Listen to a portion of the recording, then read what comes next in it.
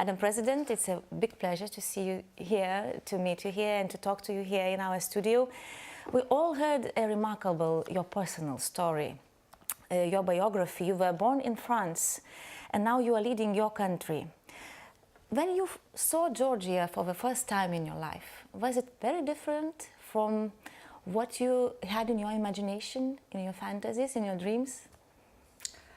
Both very different and very close to what I had expected. So it's very difficult to define, because when you've not been in a country and you've been... First time I came to Georgia, I was 36 years old. So when the first time you come, of course, it's difficult to compare with the stories, the mythology, everything that you've heard in an emigre family that was all the time dreaming about the restoration of the Georgian independence.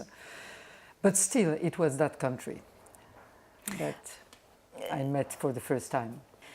How does it feel then to become a head of a country you could not be able to visit up until you are grown up?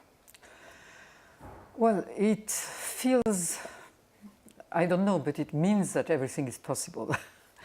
And that is the main conclusion that one can draw from all this story, and that's especially for young people. When you think ahead of what your life can become, I think that at no time should one think, well, that's probably impossible. And what is true for my own personal story is also true for the story of my country, because some decades ago, it would have been impossible to think that Georgia would be independent, that it would be so close to entering the European Union, that we would move without visas across what was at one time an iron curtain, and all of that. So it means that in this world, everything is possible and everything changes very quickly. Madam President, could you share with us, what do you choose for breakfast now? French croissant or Georgian khachapuri? Eggs. Egg. For dieting. But I love both, I'll reassure you. It's a coincidence that we are talking on the International Women's Day today. International observers said that while the presidential elections in Georgia were democratic and competitive, they were very tense. How was it to be a woman candidate during the election campaign? It was tough. It was a very tough campaign, one of the type that now we see in many different countries in the world. So it's not strictly something that characterizes Georgia. But for us, the social networks are very important, maybe like here. And social networks can be very violent, and they were. So after a while, I stopped reading. And I stopped listening to some of the things, and that made it much easier not to be too directly involved. I think that this bipolarization that we have in the society today, and that again I can see in other countries, in the United States, in France, happening, and which is very destructive of the democratic systems that we want to establish, that we have been striving for. That's something that we have to fight very much. And so it left me with this sense of very big responsibility, because I think that it's the role of a president, especially a non-partisan president, to try to surpass and recreate some form of social consensus or stability, whatever we call it. And I know it's very difficult because positions are very far away. But I think that especially for countries like us that have in our neighborhood countries that are not always well-thinking and we need to have this social consensus, because that's our main defense. Our defense starts there. We can have all kinds of other forms of defense, military and so on, but our main defense is to have a united society on the main issues. That will not be on all, and of course we need the political diversity more than anything else, but political diversity doesn't mean fighting each other to kill. Did you feel like you are an independent candidate during the elections as you got the support from the biggest political party and ruling party in Georgia? I don't feel I am. To be supported by a political party is part of the way our systems are constructed, because if you're independent, it's very difficult just by yourself and just with your own resources to pursue a political electoral campaign. So yes, I was supported by the ruling party, but that doesn't take anything. I was at the earlier time, when I was a foreign minister, I was supported by another party, which was that of President Saakashvili. But I remained independent to the point that our paths did part, very much so, because then I went into the opposition. So I don't know whether I'll go into some form of opposition. That's not what I'm saying. But I think that independence, first of all, it's built in my character. It's built in the Constitution, and it's built in the fact that I've been elected by the population and directly. So once everything is said, I'm answerable only to the Georgian population. Madam President, what level of democracy you found in Georgia? I found it's depending when and what time. At the time of the Rose Revolution, when it was starting, it was a time full of hopes and very democratic but very consensual society. Everybody was united and thinking that we were entering really a new phase of our history, which we were, and we had a lot of reforms. Then Georgia derived to a form of authoritarian regime, which is one of the reasons why I didn't follow up with the existing regime. Now we have a much more democratic society in the sense that media are completely free.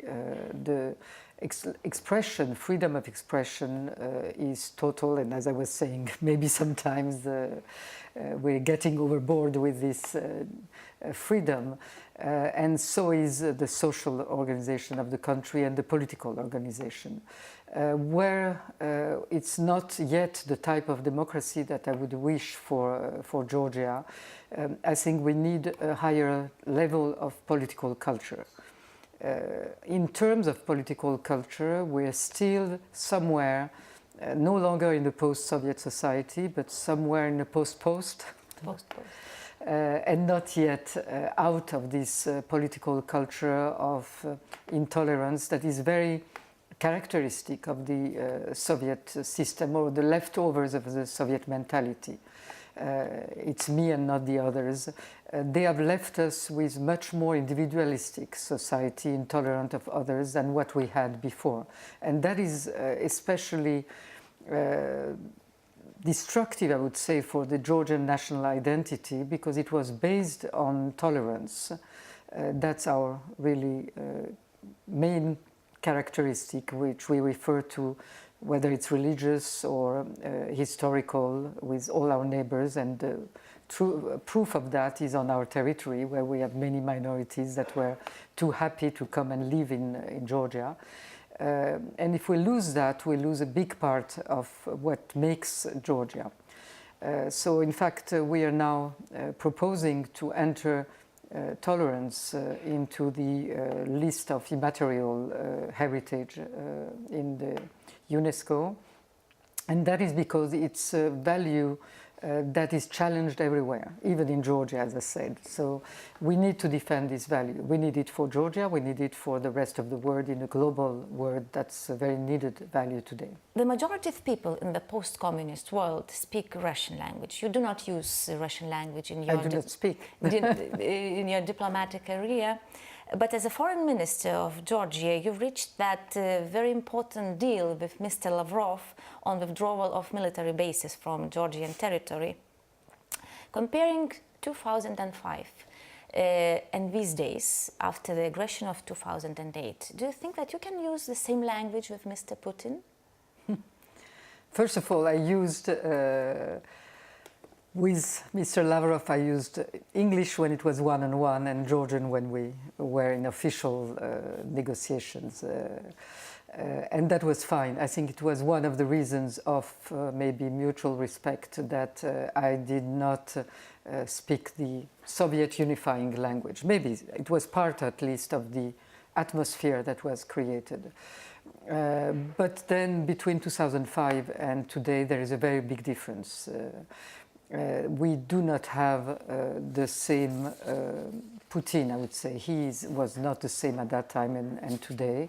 Much more sure of himself, much more aggressive for the neighbors around. Much more aggressive is also the official political speech from the Russian leadership at different levels. So we really, at this point in time, we do not see any possibility that we could go back to the form of negotiation that we have, which we need, because we need to work on the occupation, on liberating our territory, and that can happen only through peaceful means. But the time has not come. So my appeal is to our partners to who have, because we don't have diplomatic relations, so we don't talk to Mr. Putin or the others, to put pressure so that Russia comes back and goes back to its own previous engagements, commitments in respecting the neighbors' territorial integrity. Of course, that won't change immediately the Russian policy. We are not thinking so naively. But things, as I mentioned at the beginning, things in this world are changing very fast. So there might come a time when things change, and for that time we have to be ready, and we have to maintain this constant pressure and reminder of what are the commitments that Russia has taken itself. It's been almost 10 years when Georgia is promised not to be forgotten by the European Union, NATO, but still there are no clear promises. What is your vision, how being a tiny little country to reach membership in these organizations finally? Well, first of all, I don't think it's a long time. It's for us, for individual persons, it always looks long, but I think that compared to where we were at the beginning and where we are now, we have taken huge steps that people wouldn't have ever thought possible. I was mentioning visa liberalization and all the association agreement, free trade, everything we've gotten in this period. We've been moving. It's not that we have been standing in one place and waiting. We have been moving quite fast, and the same is true with NATO. We have now NATO exercises on the territory of Georgia, the military committee visiting, Secretary General. This year is going to be visits of anything that's possible from NATO, and we have very intense common cooperation with NATO. We have reached all the military standards. We've even passed the 2%, which some European countries have not satisfied yet.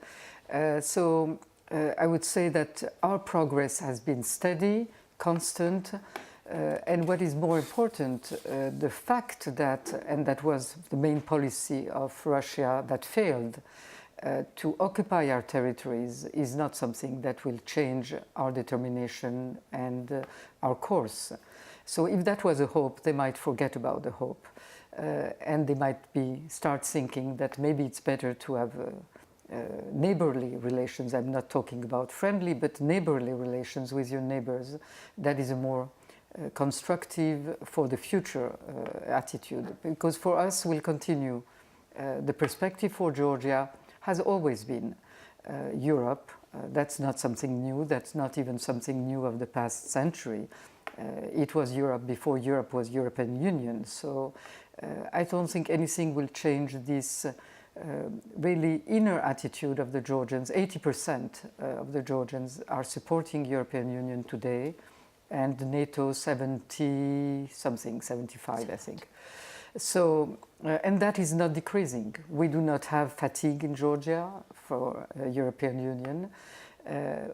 strangely enough, we're quite patient on that matter because we see some of the results. So I think that's what is important, and we'll continue that. I think that we have step by step, pieces by pieces, to enter the European Union and be completely inside, quasi-members. When the official membership will be given, they will discover we are already inside.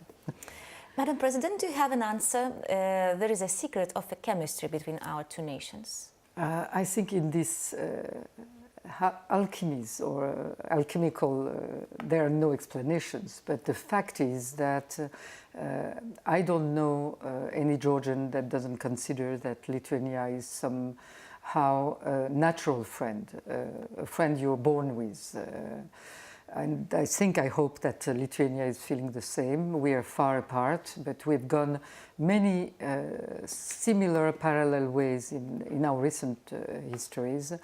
We're small countries in different neighborhoods, but in complicated neighborhoods, and maybe that's what is really creating the bond, but also probably something in our characters. Khachapuri, probably. Khachapuri too, and wine. Cha-cha. Cha-cha. Thank you very much for having you here in our studio, and hope for the best. Thank you very much.